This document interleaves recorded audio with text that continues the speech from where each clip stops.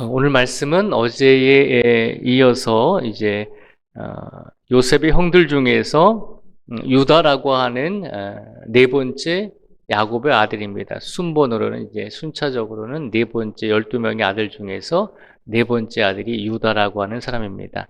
그 유다가 이제 요셉이 형제들을 시험하기 위해서 요셉의 은잔을 막내 동생인 베냐민의 짐에 넣어놨다가 그들이 이 은잔을 훔쳤다라고 그렇게 이야기하면서 베냐민을 종으로 삼겠다라고 했을 때 그 형제들 중에서 유다가 나서서 우리 모두가 종이 되겠습니다라고 그렇게 고백을 하면서 다시 한번 요셉에게 이제 간청을 하고 있는 내용입니다.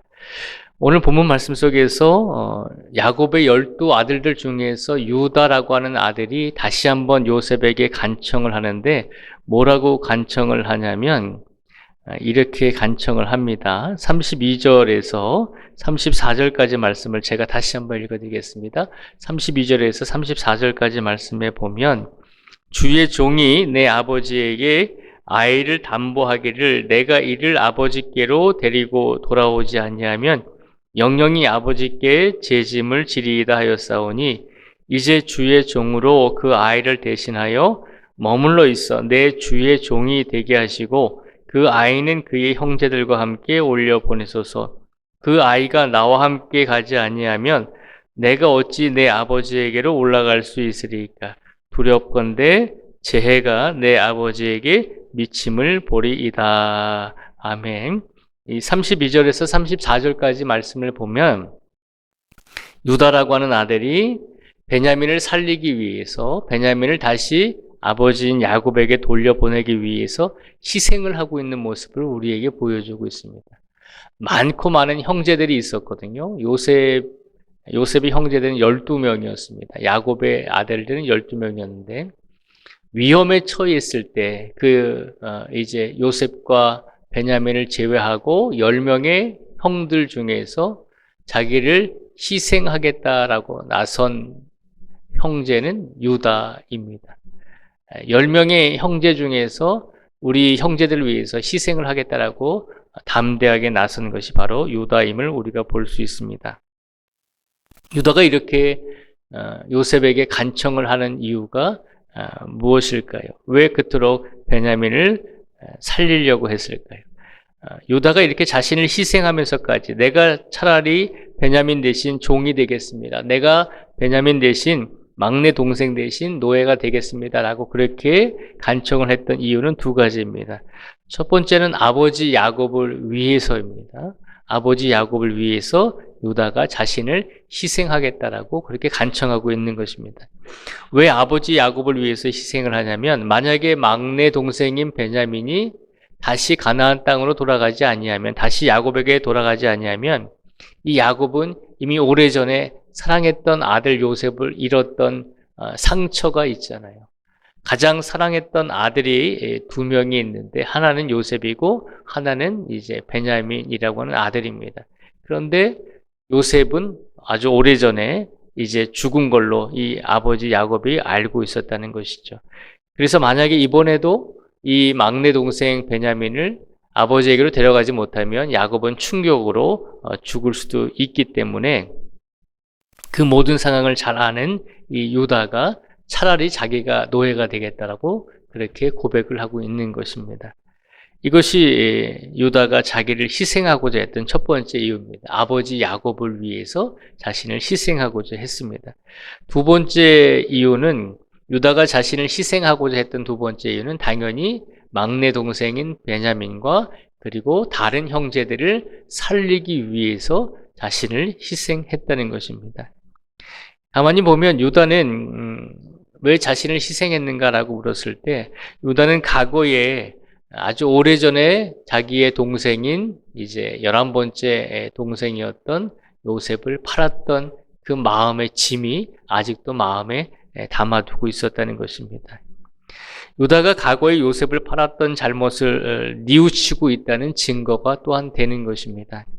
내가 과거에 내 형제들과 살려달라고 그렇게 외쳤던, 간절하게 외쳤던 요셉을 외면하고 요셉을 팔아버렸다는 그런 죄책감, 그리고 뉘우침이 있어서 이제 그 요셉을 팔았던 죄 때문에 하나님께서 우리에게 이런 징계를 주시는구나라고 하는 것을 깨닫게 되고, 그래서 유다는 자신의 죄를 뉘우치면서 지금 형제들이 다 노예로 잡힐 상황 속에서 자기만 노예로 삼게 해달라고 그렇게 총리인 요셉에게 간구하고 있는 것입니다. 유다는 베냐민과 형제들을 살리기 위해서 과거의 모습과는 다르죠. 과거에는 요셉을 하는 데 있어서 같이 동조했잖아요. 그런데 이번에는 시간이 많이 흘러서 자신의 과거를 뉘우치고 또 막내 동생 베냐민이 노예로 잡히게 되는 그 상황 속에서 자신이 이 베냐민 대신 노예가 되겠다고, 자신이 종이 되겠다라고 그렇게 간청하고 있는 것입니다. 유다는 아버지 야곱을 위해서 희생하기로 했습니다. 그리고 유다는 자신의 막내 동생인 베냐민을 위해서 또한 형제들을 위해서 희생하기로 마음먹고 자기를 노예로 삼으라고, 자기를 종으로 삼으라고 그렇게 총리인 요셉에게 간청을 하고 있는 것입니다. 우리가 가만히 이 유다의 모습을 보면 참으로 헌신하고 참으로 희생하고 참으로 형제들을 위해서 사랑하는 그런 마음들이 가득 차 있는 사람이잖아요. 그런데 오늘 이 일이 있기 전에 유다의 과거의 사건을 보면 유다가 어떤 삶을 살았을까요? 유다는 오늘 이 사건이 있기 전에 과거에 물론 요셉을 팔았죠. 그리고 그 이후에 유다가 어떤 삶을 살았냐면 창세기 38장에 보면 이제 유다에 관한 사건이 기록이 되어 있죠. 우리가 그동안 말씀을 통해서 나누었던 말씀인데요. 창세기 38장에 보면 유다는 가나안 여인과 결혼을 했습니다. 이방 신을 섬기는 여인과 결혼을 해서 아들들을 낳았죠. 그런데 그 아들들이 죄악으로 인해서 2명이나 죽게 되었습니다. 그래서 그 아들들이 죽었을 때 첫째 아들의 아내였던 다말이라고 하는 여인이 있었는데, 정말 이 뜻하지 않게 이 유다가 지혜롭지 못해서 이 다말이라고 하는 며느리하고도 관계를 가져서 며느리인 다말과의 사이에서 두 아들을 낳았잖아요. 베레스와 세라라고 하는 아들을 낳았잖아요. 그러니까 유다의 과거를 보면 본받을 일이 없는 사람이었습니다. 정말로 하나님 보시기에 잘못된 길을 갔었고 하나님 보시기에 바르지 못한 삶을 살았던 사람입니다. 그런 과거의 삶을 살았던 유다가 지금 형제들이 위험에 처했을 때 어떻게 하죠? 자기 자신을 희생하려고 하잖아요. 오늘 이 유다의 모습을 통해서 하나님께서 우리에게 주시고자 하는 말씀은, 아무리 과거의 모습 속에서 우리가 어떤 삶을 살았든지 간에, 우리가 혹은 잘못된 삶을 살았든 혹은 죄를 지었든 혹은 악을 행했든 과거에 있어서 우리의 모습이 다른 사람 볼 때 손가락질 받는 삶을 살았다 할지라도 하나님 보시기에는 지금의 삶이 더 중요하다는 것을 기억하라는 것입니다. 지금 유다가 형제들 위해서 희생하고 있잖아요. 비록 과거의 삶 속에서는 하나님 보시기에 잘못되고 악한 삶을 살았지만 자신의 모든 삶을 뉘우치고 자신의 모든 죄를 뉘우쳤을 때 유다는 형제들을 위해서 희생할 수 있는 마음이 생기게 되었다는 것입니다. 놀라운 것은 유다가 과거의 삶은 그런 삶을 살았지만 그래도 내가 형제들을 위해서 희생하겠습니다. 내가 과거에 요셉을 팔았던 것, 내가 과거에 내 동생을 팔았던 것, 그 모든 죄를 뉘우칩니다라고 하면서 이제는 자신이 형제들을 위해서 희생하고자 라고 해서 자신을 종으로 삼아 달라라고 그렇게 이야기를 하게 되는 모습을 우리에게 보여주고 있습니다.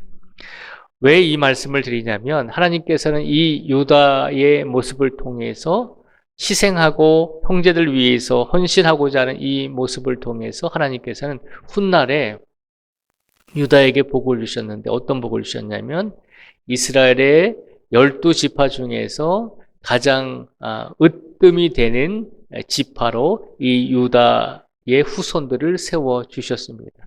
더 놀라운 것은 이 유다의 후손을 통해서 다윗 왕이 나왔고 이스라엘의 왕들이 나왔고 또 누가 나왔죠? 우리를 구원해 주신 예수 그리스도께서 이 유다의 후손을 통해서 우리에게 오셨음을 우리는 기억해야 합니다.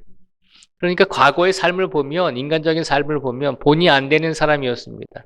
그러나 자신의 죄를 뉘우치고 자신의 잘못을 깨우쳤을 때, 회개하고 하나님께 모든 것을 맡겼을 때 유다는 다른 사람이 될 수 있었고, 타인을 위해서 희생하고 타인을 사랑할 수 있는 사람이 되었음을 우리에게 보여주고 있는 것입니다.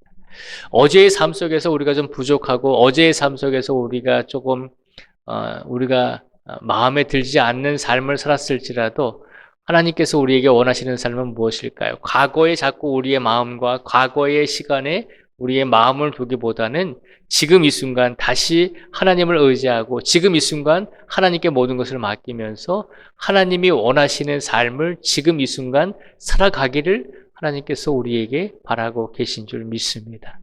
그러니 혹여 우리의 삶 속에서 우리의 인생이 하나님 보시기에 조금 잘못된 삶을 살았다 할지라도 과거의 삶 속에 자꾸 여전하지 마시고, 우리 하나님은 지금 다시 우리에게 기회를 주시고 지금 다시 우리에게 하나님께서 은혜를 주시는 분임을 기억하시고, 오늘도 우리에게 새로운 날을 주셨다는 것은 우리에게 새로운 은혜를 주시고 있음을 증명하는 것입니다. 그러니 하나님께서 우리에게 오늘도 우리를 얼마나 사랑하고 계시는지를 우리가 깨닫고 확신할 수 있는 성도가 되어야 한다는 것입니다. 어제의 삶에 연연하지 마시고 오늘 우리가 할 수 있는 일에, 오늘 우리가 희생하고 오늘 우리가 헌신할 수 있는 일에, 오늘 우리가 이웃을 사랑할 수 있는 일에 최선을 다해 삶을 살아갈 때 하나님께서는 우리 모든 성도님들의 삶을 더욱더 축복하시고 하나님의 은혜로 우리의 인생을 이끌어 주실 줄 믿습니다. 유다가 희생했을 때 하나님께서는 그의 믿음을 보시고 그의 헌신의 모습을 보시고 훗날에 그에게 놀라운 축복을 주셨듯이 우리 성도들에게도 최선을 다해서 오늘을 살아가심으로 하나님께서 주시는 놀라운 은혜와 복을 오늘도 마음껏 받으실 수 있는 우리 모두가 되기를 주님의 이름으로 축복을 드립니다. 기도하겠습니다. 하나님 아버지 감사합니다. 오늘도 복된 날을 주시고 오늘 하나님께 예배드릴 수 있도록 우리를 인도하여 주심을 감사드립니다. 하나님, 오늘은 저희가 다시는 돌아오지 않는 시간임을 우리에게 일깨워 주셨습니다. 어제의 삶 속에서 혹여라도 우리가 미련을 가지고 어제의 삶 속에서 지나간 시간 속에 우리의 삶을 연연하고 있지는 않은지 우리 자신을 되돌아보게 하여 주시고, 혹여라도 우리의 인생이 지금까지 우리 마음에 드는 인생을 살아오지는 못했다 할지라도 그래도 하나님께서 오늘 우리에게 새로운 시간을 주셨으니 오늘 다시 우리 하나님께 모든 것을 맡기고 의지하며 오늘 하루의 삶 속에서 최선을 다해 하나님께 영광을 돌리며 희생하며 헌신하며 이웃을 사랑하며 가족을 사랑하며 살아갈 수 있는 우리 모든 성도들이 되게 하여 주시옵소서. 이 시간 간절히 간구합니다. 비가 오고 날씨가 좋지 않은 가운데서도 오늘도 하나님을 만나기 위해서 이 자리에 달려 나오신 모든 성도 한 분 한 분을 하나님께서 귀하게 여겨주시고 긍휼히 여겨주셔서 하나님 하늘문을 열어주시고 영육의 강건함과 물질의 축복과 가정의 평안을 더하여 주실 줄 믿습니다. 오늘 특별히 아프고 지친 이들을 위해서 기도합니다. 하나님께서 아프고 지친 모든 성도들을 기억하여 주시고 긍휼히 여겨주시고 불쌍히 여겨주셔서 치료의 강선을 부어주셔서 속히 나을 수 있게 하여 주시옵소서. 오늘 신승희 권사님이 이제 수술합니다. 하나님께서 그 암 수술을 할 때에 은혜를 더하여 주셔서 속히 그 육신이 회복되고 더 건강한 몸이 될 수 있도록 하나님께서 강권적으로 역사하시고 부족한 저희들이 함께 기도할 수 있는 성도들이 될 수 있도록 이끌어 주시옵소서. 오늘도 우리나라와 민족을 위해서 기도합니다. 하나님, 여러 가지 사회적인 문제들, 경제적인 문제들이 우리 앞에 놓여 있습니다. 그 문제들 앞에서 우리가 최선을 다해 인간적인 지식과 경험이 아니라 하나님께 모든 것을 맡길 수 있는 우리 나라와 국민들이 되게 하여 주시옵소서. 또한 이 땅에 전쟁으로 인해서 고통당하는 우리 인류가 있습니다. 하나님께서 기억해 주시고 전쟁으로 인해서 아픔을 겪고 슬픔을 겪고 있는 모든 인류에게 주님의 위로와 평안을 더하여 주시옵소서. 이 시간 우리가 아뢰고 하나님께 간절하게 간구하는 모든 것에 응답하여 주셔서 하나님 우리 기도와 모든 간구에 하나님의 뜻이 이루어질 수 있도록 역사하여 주시기를 간절히 간구하오며 예수님의 이름으로 기도드립니다. 아멘.